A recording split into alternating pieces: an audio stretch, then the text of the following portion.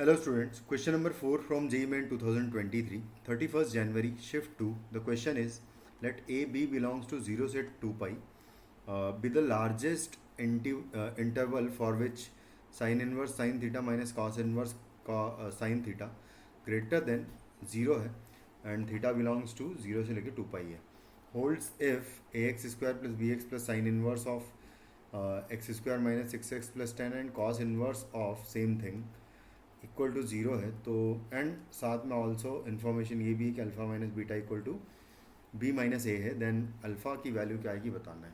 तो स्टार्ट करते हैं. सबसे पहले मैं इस इक्वेशन को अगर सिंप्लीफाई करूँ तो यहाँ पर cos inverse of sine theta जो है इसको मैं पाई by to minus sign inverse of sine theta लिख दूंगा. तो ये आ जाएगा क्या, sign inverse of sine theta and minus pi by to minus sign inverse of sine theta and ये है ग्रेटर देन ज़ीरो. तो यहाँ पर अगर मैं इसको सिंप्लीफाई करूँ तो यहाँ पर हो जाएगा 2 time sine inverse of sine theta, sine inverse of sine theta greater than आ जाएगा पाई बाय टू. तो यहाँ से आ जाएगा sine inverse of sine theta greater than pi by 4.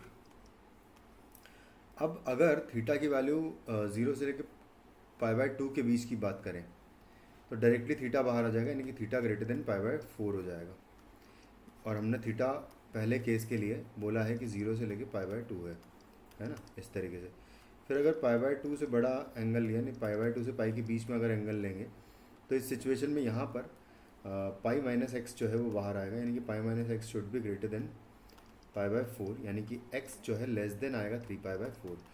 तो इन दोनों की बातें सुननी पड़ेगी. तो फाइनली हम बोलेंगे यहाँ से कि थीटा बिलोंग्स टू आएगा, यहाँ से कि थीटा बिलोंग्स टू आ जाएगा पाई बाय 4 से लेके 3 पाई बाय 4 तक आएगा. ये हो जाएगा आपका रेंज थीटा का.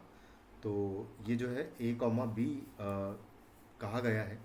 तो यहाँ पर बस सिंपली ये हो जाएगा कि ए और बी की वैल्यू हमें मिल गई, यानी कि ए का वैल्यू हो जाएगा ए इज इक्वल टू हो जाएगा pi by 4 and B is equal to हो जाएगा 3 पाई बाय 4. अब जो नेक्स्ट पार्ट है प्रॉब्लम का वो हम लोग देखते हैं. तो यहाँ पर लिखा हुआ है, देखो यहाँ पर सबसे बहुत सिंपल सी बात यह है कि मगर इसको x square minus 6x plus 10 को अगर फैक्टराइज करते हैं, सॉरी परफेक्ट स्क्वायर अगर बनाता हूँ तो यहाँ से हमें आएगा क्या, x square minus 6x and plus 10 है. तो अगर ध्यान से देखा जाए तो मैं डोमेन निकालने की कोशिश कर रहा हूँ, यानी कि तो एक्स माइनस 3 का स्क्वायर है एंड प्लस 1 आएगा यहाँ पर, है ना. इसी को हम इस तरीके से मैनिपुलेट करके लिख सकते हैं. अब अगर ध्यान से देखा जाए तो ये वैल्यू 1 या 1 से बड़ी है हमेशा. This value is always greater than equal to 1.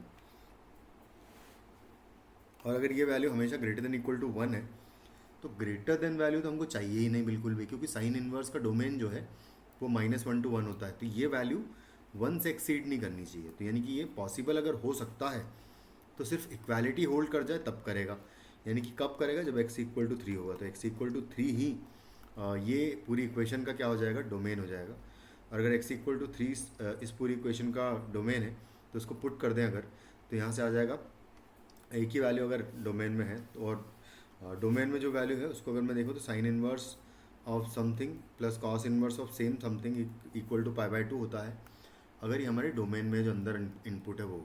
तो यहाँ से आ जाएगा, यहाँ पर मैं x की प्लेस पर 3 पुट करूँगा तो 9 आ जाएगा अल्फ़ा.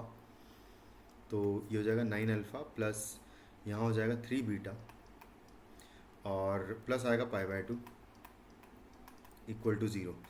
तो ये एक इक्वेशन हुई, है ना, अल्फ़ा बीटा में. और ए बी अगर आ चुके हैं तो दूसरी इक्वेशन यहाँ से हमें मिलेगी कि alpha minus beta equal to B minus A है. तो यहाँ से alpha minus beta is equal to B minus A. अगर b माइनस ए करूँगा तो ये एक्चुअली पाई बाय 2 आ जाएगा, है ना. दोनों को सब्ट्रैक्ट कर देंगे अगर तो बस यहाँ से सेकंड इक्वेशन ये मिल जाएगी. दोनों को सॉल्व करेंगे तो जब दोनों को सॉल्व करेंगे तो हमें अल्फ़ा और बीटा की वैल्यूज़ मिल जाएगी. और यहाँ से अल्फ़ा की वैल्यू इन दोनों को सॉल्व करने पर हमें मिलेगा पाई बाय 12. और यही वैल्यू हमें फाइनली आंसर देनी है. तो ऑप्शन 4 जो है हमारा करेक्ट आंसर हो जाएगा. Thank you.